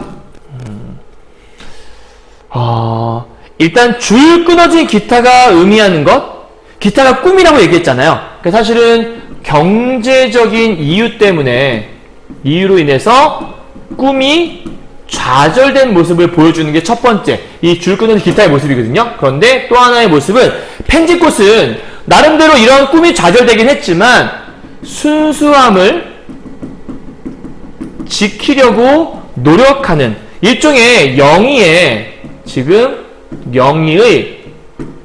현재 상황을 보여주는 부분이라고 볼 수 있어요. 무슨 얘기인지 이해 가세요? 좀 어려운 것 같긴 한데 다시 보세요. 기타는 자신의 꿈이었잖아요. 근데 줄이 끊어져 있다는 얘기는 그 꿈이 좌절이 되어버린 거예요. 왜 좌절됐을까요? 집이 가난하니까요. 그러니까 경제적인 이유로 꿈이 좌절됐어요. 하지만 좌절됐지만 그 기타를 들고 나왔다는 얘기는 자신의 어떤 좌절된 꿈에 대한 것들을 지금 이렇게 보여주고 있는 건데, 한편으로는 이쪽에다는 펜지꽃을 들고 나간 거예요. 근데 펜지꽃은 아까 얘기했지만 순수함을 상징하라고 얘기했잖아요. 그러니까 얘는 나름대로 꿈은 좌절됐으나 자기만의 어떤 순수함을 간직하려고 하는 모습이 자기한테 있는 거예요. 그러니까 영이 약간 이중적인 모습이 있죠. 순수함은 지키고 싶지만 경제적인 이유 때문에 꿈을 포기할 수밖에 없는 그 영희의 어떤 갈팡질팡하는 모습을 이 두 개의 소재를 통해서 보여주고 있다라고 볼 수 있을 거예요. 지금 아직은 완벽하게 영희가 좌절된 상태는 아니라고 볼 수 있겠죠. 꿈은 좌절됐으나 나름대로의 순수함을 지키려고 했던, 그런데 그 펜지꽃마저 하수구에 버려지는 모습은 이 순수함마저도 버림당하게 되는 모습이 나중에 나타난다라고 볼 수 있는 거죠. 내려와서요. 자, 지섭이라는 사람은 누구냐면 사실은 학생운동가거든요. 그래서 이 집에서 난쟁이 가족과 함께 사는 사람이라 볼 수가 있어요. 자, 지금은 현재 이 집을 허물려고 하는 상황이에요. 자, 아버지가 손을 잡고 들어갔죠. 아버지가 쇠고기를 사갖고 들어왔어요. 이제 밥을 먹기 시작하는 거겠죠. 넘어가도록 할게요. 불을 피우고 있었고 형은 눈물을 씻으면서 일어나서 나무를 넣기 시작을 해요. 지금 어떤 상황이냐면 책을 읽어본 사람들은 알 텐데 이 집이 허물어지기 직전에 마지막으로 밥을 해먹은 상황이라고 볼 수가 있어요. 어머니는 밖으로 나와 눈물을 씻게 되고요. 우리는 며칠 동안 명인의 집에서 나온 나무를 쪼갰어요. 이 명인의 집에서 나무를 어떻게 가져올 수 있었냐면 이 명인의 집은 이미 철거된 집이에요.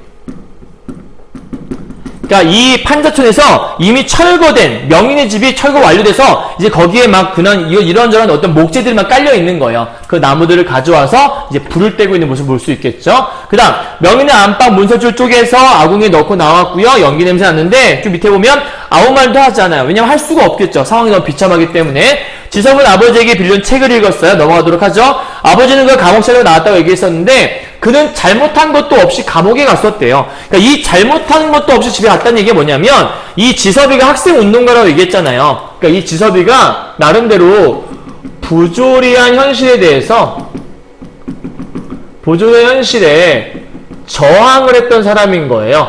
나름대로 저항을 했던 사람인 건데 그 저항한 결과 결국 감옥에 갔다 왔다라고 우리가 볼 수 있겠죠. 저항하다 나타난 그 결과라고 볼 수 있을 거예요. 자, 그리고 그는 마리오 월트라는 책을 읽었죠. 근데 여기 잘 보세요.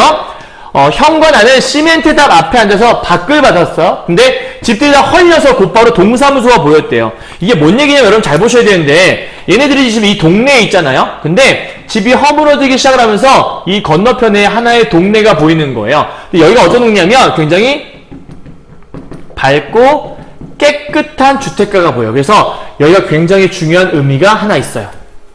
뭐냐면 이들이 사는 이 판자촌 되게 더럽고 철거가 되는 지역이잖아요. 그런데 반대편에 있는 여기 곳은 밝고 깨끗한 주택가 지역이에요. 그러니까 여기는 일종의 하나의 부촌이라고 선생님이 지금 이 부분을 대비라고 설명했단 말이에요. 그러니까 대비란 말을 왜 쓴 거냐면 여기서 말하는 이 밝고 깨끗한 주택가를 괜히 쓴 게 아니고요. 사실은 이 판자촌과 완전 대비를 이루는 거잖아요. 그렇다면 이들의 어떤 가난했던 이 모습이 이 밝은 것에 비하면 더 비참해 보일 수 있는 환경 중에 하나죠. 그래서 이 부촌이 의미하는 건 이들의 어떤 비참함을 더욱더 부각해 줄 수 있는 그러한 소재로 사용되고 있는 부분이라 볼 수가 있어요. 그러니까 지금 난쟁인의 집, 이 판자촌은 지금 난장인의 집인 거잖아요. 그래서 이 난장인의 집과 완벽하게 대비를 이루는 깨끗한 공간.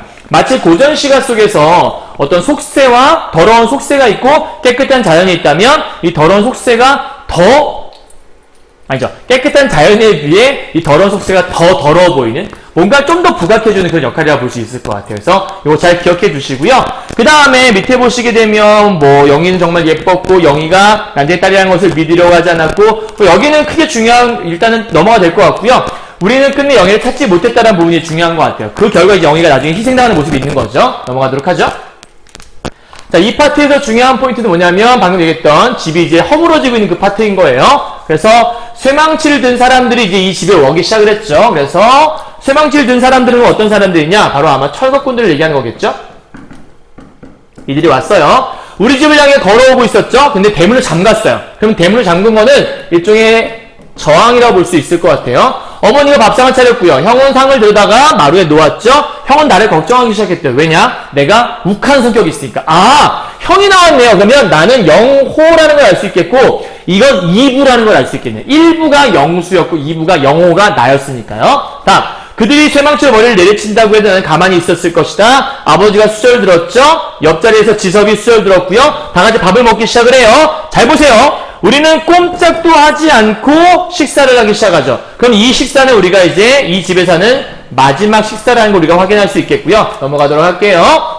우리 밥상에 선조들 때부터 물거 흘러내려온 시간들이 되게 특이한 부분이죠. 여러분 여기다 별표 하나 쳐볼까요? 왜냐면 우리의 밥상에 밥이 있는 게 아니고요. 선조들 때부터 물거 흘려내보낸 시간들이 올라와 있대요. 그러니까 이 우리의 밥상이라는 게 뭘 의미하는 거냐면 마지막 식사이기도 한데요. 그러니까 쉽게 말하면 이 집에서의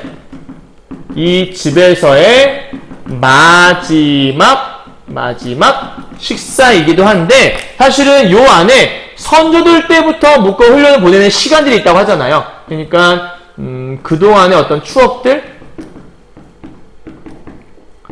그동안의 추억들이 이 식사, 밥 위에 올라가 있다는 거예요. 그리고 두 번째, 이렇게 잠깐 내려올게요. 두 번째 특징은 이 집안의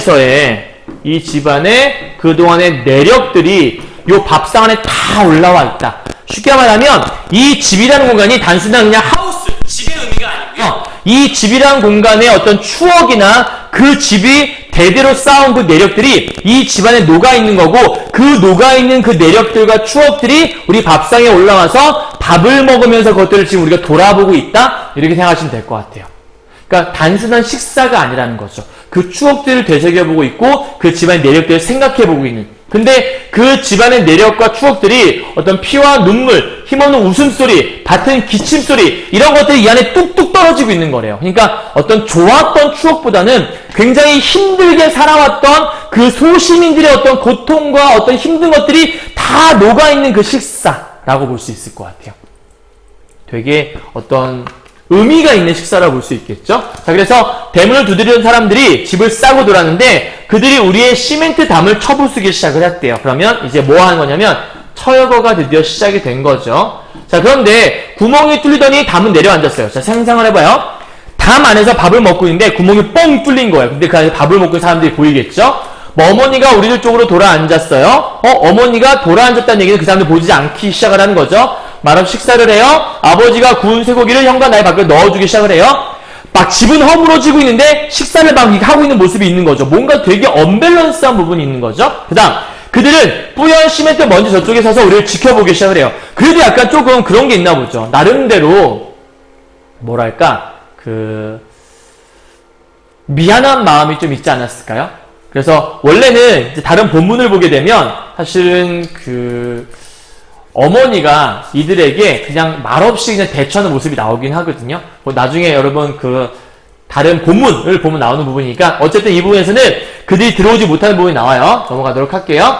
그들은 안으로 들어오지 않았어요. 그대로 서서 우리의 식사가 끝나기를 기다리는 모습이 나오죠.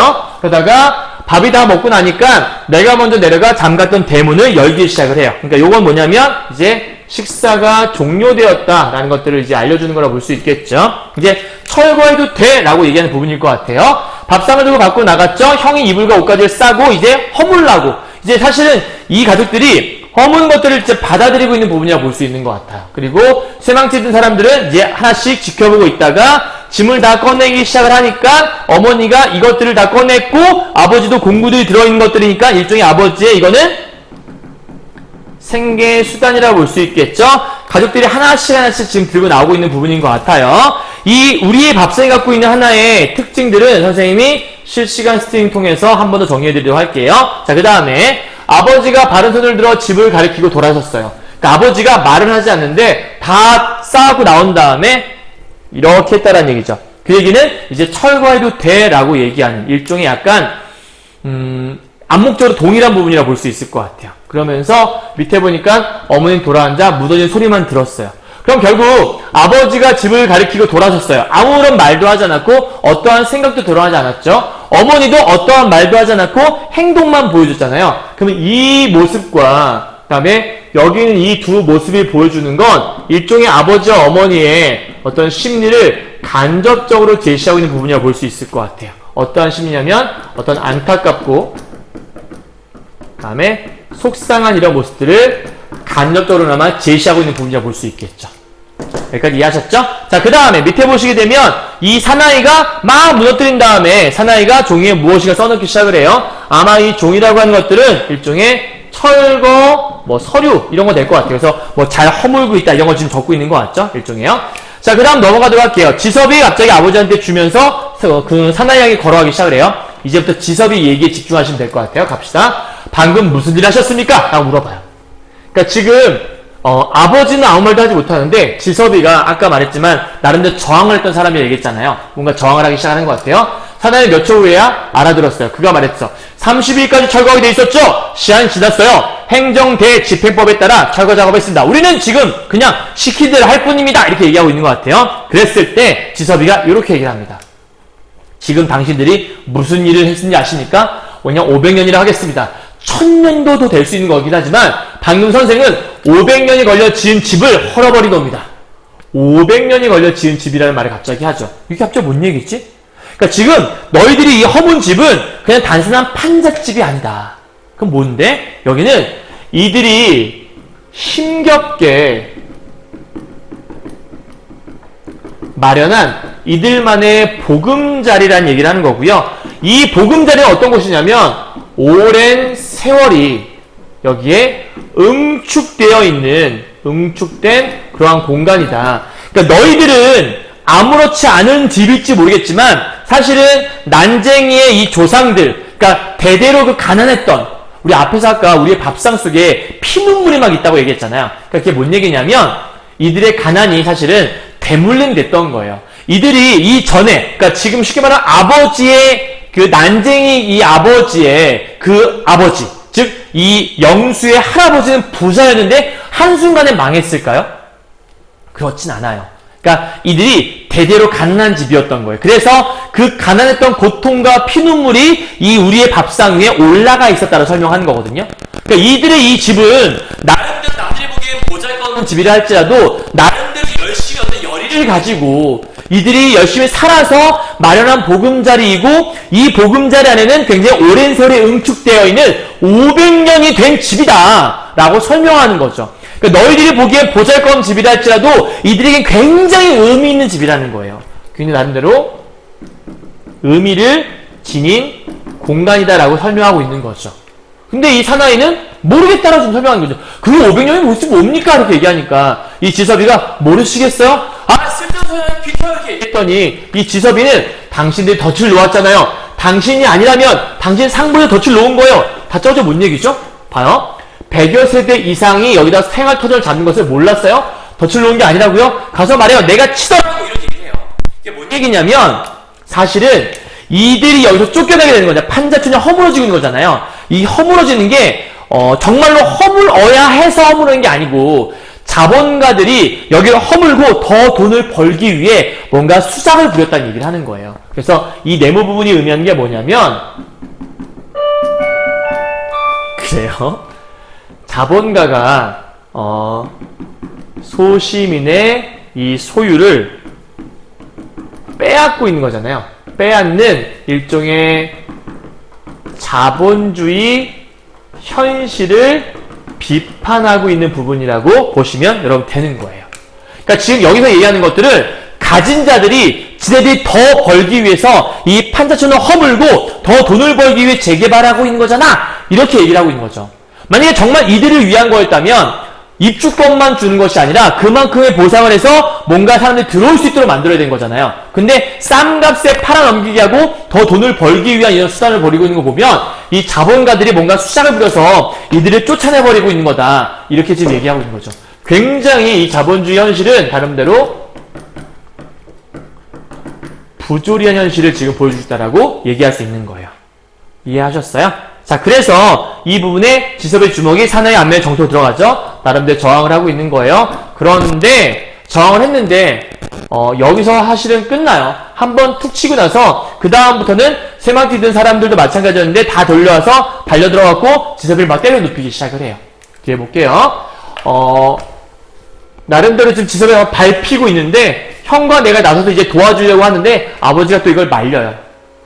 그리고 밑에 보시면 아버지가 아는 사람이 말하게 해. 그럼 이 상황에 대해서 잘 아는 사람은 당연히 지섭이겠죠. 그래서 형과 나는 아버지한테 팔을 잡힌 채 보았죠. 일은 간단히 끝났어요. 결국 지섭이 패배죠. 그러니까 지섭이가 열심히 말을 했던 건 나름대로 소시민의 저항을 했던 거예요. 그런데 그러한 저항들이 결국은 패배로 끝나는 모습이라 볼 수 있는 거니까 지섭의 패배는 곧 소시민의 패배라고 볼 수 있는 부분인 거예요. 지섭이가 땅에 죽은 듯 쓰러져 있었죠. 사람들이 지섭을 이렇게 세웠어요. 넘어갈게요. 어머니가 갑자기 울기 시작을 하고요. 지섭의 얼굴은 피해 적기 시작을 했죠. 지섭이를 그들이 끌고 갔어요. 왜냐하면 나름대로 폭력을 서두른 거니까 얘를 이제 끌고 가는 거예요. 다 보세요. 그들은 올 때처럼 곧바로 웅터를 가로질러 갔고요. 밑에 보시니까 아버지가 그들을 향해 걸어갔어요. 아버지의 작은 그림자. 왜 아버지의 작은 그림자라고 얘기를 했을까요? 아버지의 작은 그림자. 여기는 아버지의 어떤 왜소한 모습을 얘기한 거기 때문에 이쪽에 아버지가 사회적인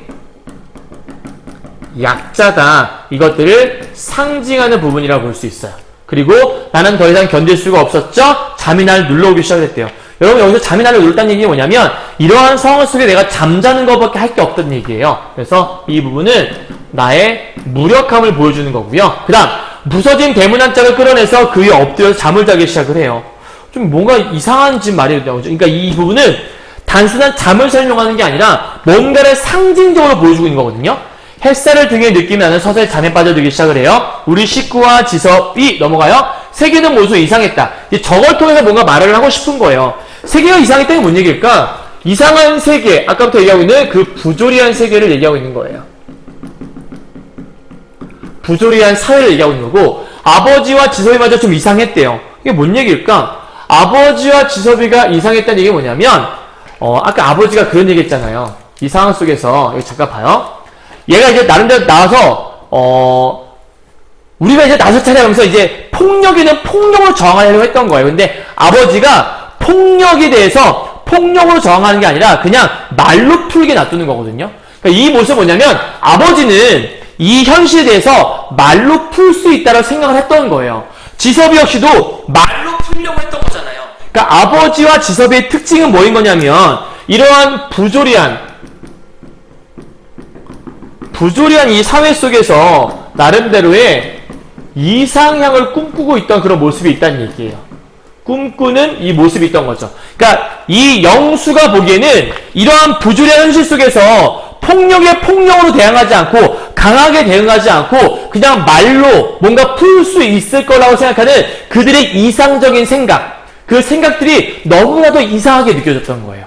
너무나도 이거는 정말 말 그대로 그냥 뜬구름 잡는 이야기라는 거죠. 그래서 맨 마지막에 영희가 펜지꽃 두 송이를 공장 폐 속에 던져놓고 있는 모습을 통해서 결국은 이 영희가 이런 희망 혹은 이런 순수함, 이게 펜지꽃이 의미하는 건데 요것들이 이제 뭐가 되는 거냐면 상실되고 있는 모습들을 상상을 통해 보여주는 거고 결국 이게 말하고 싶었던 것들은 암담한 현실을 이렇게 상징하고 있는 걸 볼 수 있겠죠. 그래서 맨 마지막에 김사장 집에 생활하면 기회를 엿보던 영희가 가족 입주를 찾아 도망치게 되죠. 아까 얘기했지만 순결을 빼앗기는 모습도 있었어요. 입주 신청 마치고 옛날에 살던 집으로 돌아왔는데 영희는 이미 시골에 떠나버린 상태를 알게 되고 아버지가 돌아가신 모습들을 알게 됩니다. 그래서 결국 맨 마지막이 굉장히 절망, 이걸로 끝나는 모습을 보여주게 되는 거죠.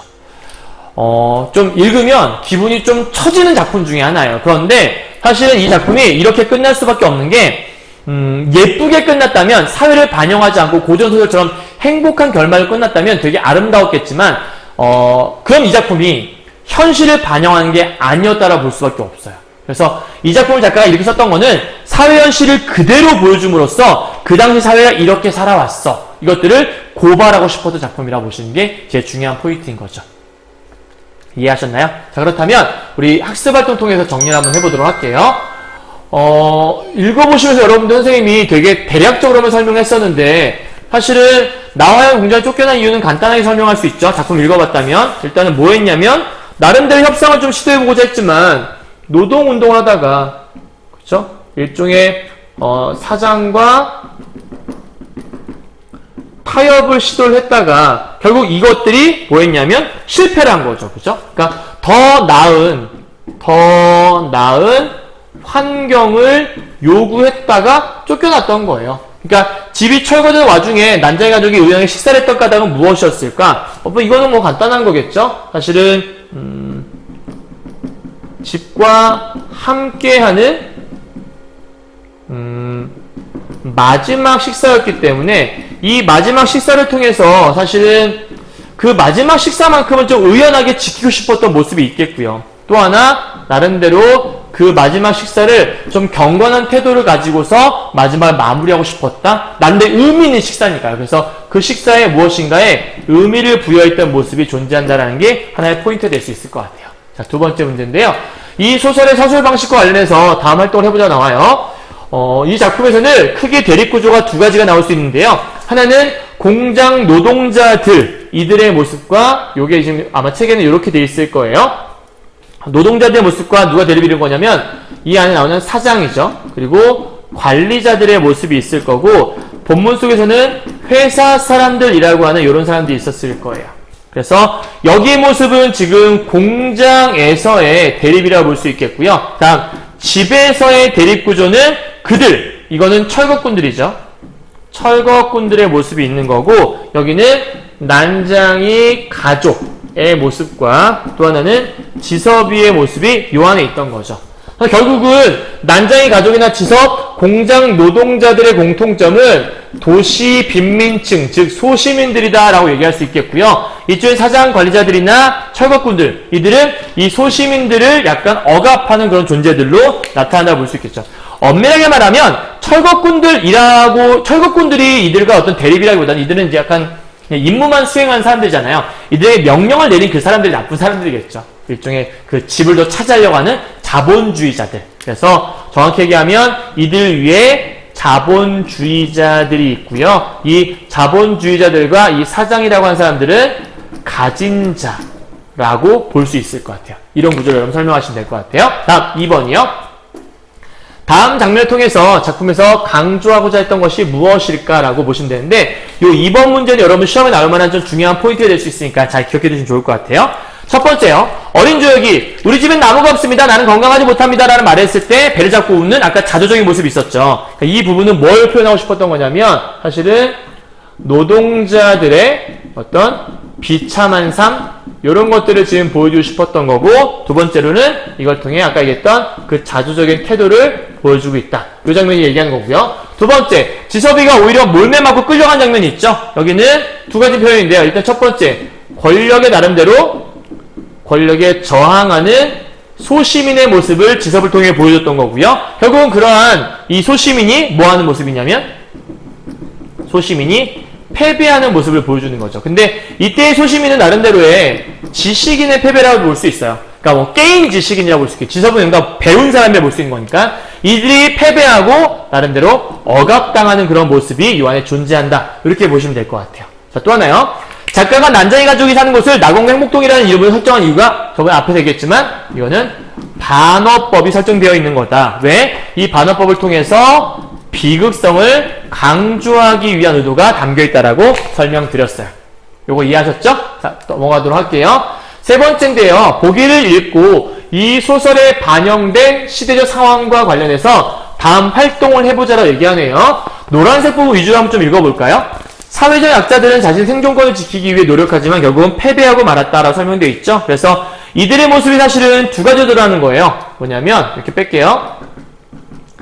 아들들의 모습이 나오고요. 또 하나는 가족들의 모습이 나오는 거죠. 그래서 아들들의 모습은 어디서 쫓겨났냐면 공장에서 내쫓긴 모습이 있었죠. 그 다음에 가족들은 집에서 내쫓긴 모습이 있었죠. 그래서 결국은 이들이 여기서 희생당하는 모습이 있는 거고요. 이들이 패배한 모습이 있는 거예요. 그런데 누군가에게 당한 거냐면 여기는 관리자에게 저항을 하다가, 그죠? 관리자에게 저항을 하다가 쫓긴 모습이 있는 거고요. 여기는 재개발 사업 때문에 이렇게 된 거지만 사실은 재개발 사업이란 것들은 가진 자들, 나름대로 자본주의자들에 의해서 집에 내쫓긴 상황을 우리가 보여준다라고 볼 수 있을 것 같아요. 결국은 중요한 포인트는 여기는 이 패배했다는 데 있겠죠. 다음이요. 자본주의 질서를 나름대로 난장애들은 거부를 해요. 그리고 그들이 속한 사회 전체를 부정하고 싶어 하고요. 그래서 여기 보니까 달나라를 향한 난장의 꿈이라는 게 아버지가 나름대로 꿈을 꿨던 거예요. 그러니까 여기 있는 이 달나라를 향한 난장의 꿈은 아버지에 대한 얘기를 하는 거고요. 살인이라는 약을 저지르는 아들이라는 나중에 영수, 큰아들 얘기거든요. 그래서 연작소설을 얘기했죠. 이 연작소설, 그러니까 이 난장의 소설 작은 공 말고 다른 소설에서는 영수가 사장을 찾아갔다가 결국은 그 사장의 그 동생을 죽여요. 그래서 살인자가 되어서 나중에 쫓기는 모습이 나오거든요. 그거는 이 뒤 문제에서 한 번 더 설명해 드리도록 할게요. 자, 그렇다면 이러한 내용들을 토대로 해서 맨 마지막에 보니까 결국 쉽게 극복할 수 없다라는 것을 알면서도 의지를 포기하지 않은 난장의 가족의 모습을 보면서 너무나 비장하다. 결국은 절망스러운 모습을 보면서 안타깝다 이런 걸 느낄 수 있다는 건데, 자, 이거 잠깐 넘어가 볼게요.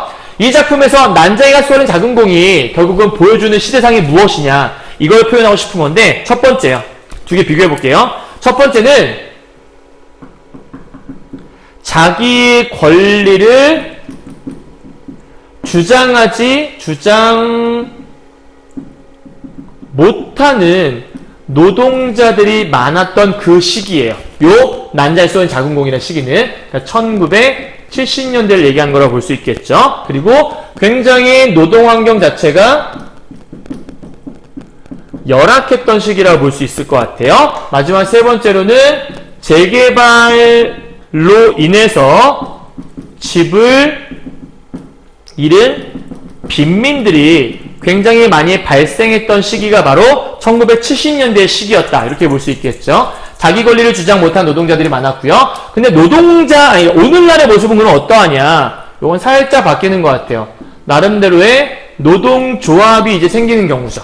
노동조합이 생겼어요. 그래서 이제는 자기 주장을 펼치는 노동자들이 생겼어요. 그죠? 오늘날의 모습은, 그러니까 노동조합이라는 게 생겼다는 거죠. 그리고, 오늘날의 모습은 어떠하냐? 여기는 노동 환경이 열악하진 않고, 이제는 좀 개선되었죠. 근데 이제 중요한 거는요, 오늘날에도 여전히 개선되었음에도 불구하고, 여전히 불안정한 노동 환경이 있는 곳이 있고요. 여전히 열악한 곳도, 열악한 곳이 여전히 있다? 여전히 존재하는 그런 모습이 있다라는 거. 그러니까 다 그런 건 아니지만 일부분 그런 부분이 있다라는 것들도 사실 이때와 조금 이제 비교할 수 있을 것 같아요. 마지막 세 번째로 지금도 재개발이 일어나고 있죠. 그런데 이 1970년대에는 이를 통해서 집 없는 빈민들이 발생하는 게 주요 사건이었다면 여기는 이 재개발을 통해서는 여기는 입주권을 이제 다투는 그런 일들이 오늘날에 많이 등장하고 있다는 게 조금의 차이점이라고 볼 수 있을 것 같아요. 비교 대상 알았나요? 자, 그러면 이걸 통해서 2번에서 이런 얘기를 해요. 소설 속 장면과 관련지어서 작가가 도대체 뭘 얘기하고 싶은 거냐. 우리 사회의 모습에서 어떤 것들을 지향하고 싶어서 이 작품들 쓰고 있는 거냐라는 거거든요. 그래서 사실은 이 작품 속에 두 가지 장면만 잡아보도록 하죠. 일단 첫 번째인데요. 노동자들이 여기 열악한 노동 환경을 지니고 있는 모습을 보여주고 있잖아요. 그러니까 이 모습을 통해서 말하고 싶었던 건 뭐냐면 결국은 노동자의 권리가 보장되어야 하고요. 그 다음에 이들의 대우가 나아지기를 바라는, 그러니까 이거를 희망하는 게 이 작가가 말하고자 하는, 우리 사회가 지향하고 가야 될 길을 이렇게 보여주는 거죠. 그러니까 작품 속에 왜 이렇게 열악한 노동 환경을 보여줬지? 이렇게 되어야 하니까. 이런 사회로 가야 되지 않겠어? 이걸 보여주고 싶었다고 볼 수 있는 거고요. 다음 두 번째요. 가난으로 인해서 가족들이 흩어지잖아요. 흩어지는 이 가족들의 모습을 통해서 보여주고 싶었던 건 뭐인 거냐면 결국은 기본적인 생존권이 보장되는 사회가 되어야 된다. 그리고 이 빈부격차라는 것들이 줄어야 한다. 이것들을 지금 희망하는 모습을 작가가 제시하고 싶었다라는 거죠. 오케이? 요 정도 아시면 여러분 3번 문제도 끝났다 볼 수 있을 것 같아요. 자, 넘어가 보도록 할게요. 요거에 대한 것도 여러분 학습활동은 PDF 파일로 드릴 거예요. 근데 그걸 약간 선생님이 조금 필요한 부분만 간추렸다 보시면 될 것 같아요. 자, 다음 넘어가 보도록 하죠. 4번인데요. 아까 말씀드렸던 그건데 난장이가 쏘는 작은 공의 연작 중에 하나를 골라 줄거리를 정리해보자 돼 있었는데 이거 별거 아니고요. 사실은 내 그물로 오는 가시곡이라는 이 난장이가 쏘는 작은 공에 연결되는 연작 소설이 있거든요. 그래서 적어드릴게요. 내 그물로 오는 가시고기. 이 작품에서는 영수가 뭘 하냐면 이 회장의 동생을 죽여요. 그래서 결국은 이 영수가 뭐가 되냐면 오히려 살인자가 되어서요. 이제는 얘가 가해자가 되어버린 거예요. 그리고 여기는 이 회장 이쪽이 우리가 피해자가 되는 거고요. 이게 뭔 얘기를 한 거냐면 난장이가 쏘아올린 작은 공에서 가해자는 회장, 즉 가진 자, 관리자 측이었잖아요. 그런데 영수가 이걸 따지러 갔다가 욱하는 마음 때문에 회장의 동생을 죽여서 얘가 이제 가해자가 되어버리거든요. 이 메비우스의 띠라는 것들은 가해자가 영원한 가해자가 아니고 때로는 피해자가 되기도 하고 피해자가 영원한 피해자가 아니라 가해자가 되기도 하잖아요. 그래서 상황이 역전되는 모습을 보여주는 거거든요. 그래서 영원한 어떤 가해자, 영원한 피해자가 없이 밑에 보게 되니까 피해자가 가해자가 되고 가해자가 피해자가 되는 사회적 상황이 나타난다는 것들을 이렇게 설명하고 있는 거죠. 그래서 사실은 원래 난장이가 쏘아올린 작은 공의 의미와는 통하지 않는 부분인데 연작 중에서 이렇게까지 확장해서 해석할 수 있다는 것들을 하나의 새로운 해석 같은 걸 보여주는 부분이니까 이 정도만 알고 넘어가시면 돼요. 크게 어렵진 않으니까요. 자, 이제 마지막으로 감상형 다지기 넘어가도록 하죠. 여러분 여기서 중요한 포인트는 뭐냐면요. 산업화가 본격적으로 이루어지는 1970년대 아까 말씀드렸죠. 이 현실 속에서 난장이가 겪는 걸 얘기하는 건데 이 난장이가 그러면 의미하는 게 뭐냐라고 아까 얘기했던 것 같아요. 소외된 소시민을 보여주는 거다. 그래서 연작 소설을 통해서 뭘 보여주는 거냐면 아버지와 어머니, 영수, 영호, 딸 이 가족들에 대한 얘기를 등장시키는 거고 연작 소설이기 때문에 다른 작품에 등장한다. 뭐 크게 중요하진 않은데 제일 중요한 포인트 여긴 것 같아요. 산업화가 본격적으로 이루어진 요거 현실 이게 이 작품에 들어있는 제일 중요한 포인트. 다음 네 번째에 해당하는 이 작품인데 난장이 집의 철거 계곡장 아까 설명했었죠? 이게 이 갈등의 원인이라고 설명했던 것 같아요. 이게 날아들면서 이야기가 진행되는데 자신들의 집이 철거된 소식을 듣고 어떤 반응 보이냐? 어머니는 마음의 준비를 해요. 일종의 받아들이는 순응을 하는 거겠죠. 영수는 침착하게 지켜봐요. 그리고 영호는 화를 억지로 누르고 있는 모습이 나오고요. 영희는 나름대로 돌발 행동, 이게 아까 이제 집을 나가서 찾아오겠다는 얘기를 하는 거겠죠. 하지만 이 아버지는 어떻게 되냐? 희망을 발견할 수 없다고 생각해서 아버지가 달나라로 가는 길을 선택했다고 하는데 이 달나라라고 의미하는 게 뭐냐면 일종의 이상향이에요. 그리고 길은 결국은 이제 죽음이 되는 건데 이때의 죽음이 뭐냐면 현실에서는 이 아버지가 더 이상 할 수 있는 게 없는 거예요. 그래서 나름대로 찾은 이상향이 죽음. 이 현실이라는 다른 세계를 이제 우리가 지향했다 볼 수 있는 거죠. 비참하죠. 그래서 비극적이지만 지상에 남은 이들의 삶 역시도 그렇게 좋지만은 않았어요. 영수와 영호는 쫓겨났죠. 영희는 순수함 유리당했어요. 순결을 빼앗겠다 말씀드렸죠. 그래서 결국 이런 모습들을 통해서 보여주고 싶었던 건 뭐냐면 여기가 포인트겠죠. 이들의 삶이 나아질 기미가 보이지 않는다. 여기를 말하고 싶었던 거예요. 그럼 이것들을 통해 종합적으로 뭘 얘기하고 싶었냐? 여기에요. 줄쳐요. 제일 중요한 포인트니까. 가난의 대물림 문제와 노동 문제, 지식인 현실체험, 여기가 다 별표예요. 이 작품이 말하고자 하는 가장 중요한 포인트는 바로 여기에 있다라는 거예요.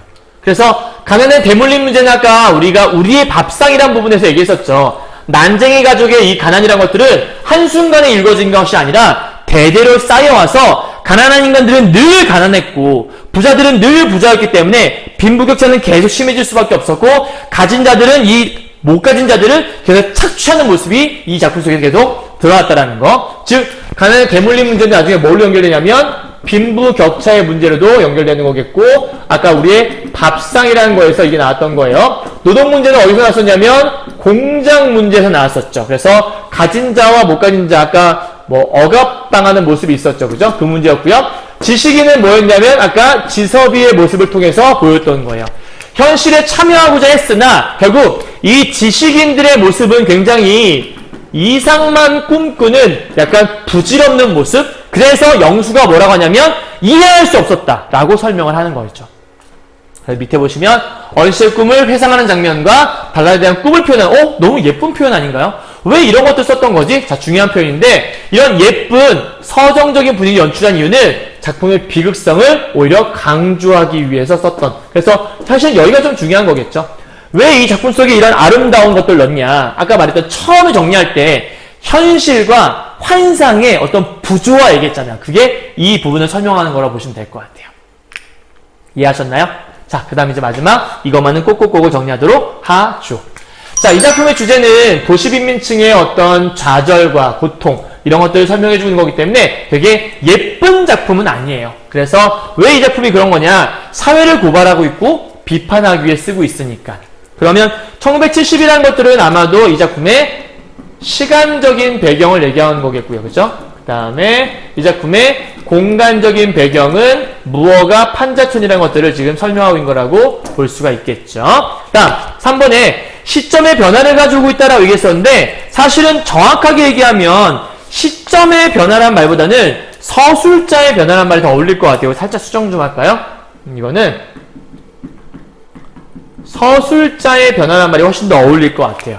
왜냐하면 시점보다는 사실은 시점은 계속해서 1인칭 시점이거든요. 근데 똑같은 1인칭인데 서술자가 변화하고 있어서 다양한 시각, 즉 영수의 시각과 영호의 시각과 영희의 시각을 통해서 제각각 같은 사건을 바라보는 세 사람의 시각을 보여준다는 거예요. 그래서 의미가 있는 거고요. 다음 반어적 표현 아까 설명했지만 뭐였냐면 낙원구 행복동이라는 이러한 동네 이름을 통해서 실제로는 행복하지 않고 낙원이 아니었던 난장이 가족의 모습을 통해 비극적인 상황을 더욱 극대화하게 하는 표현이었다는 것들 잘 기억해 두시고 4번은 무조건 출제요소 될 수밖에 없겠죠.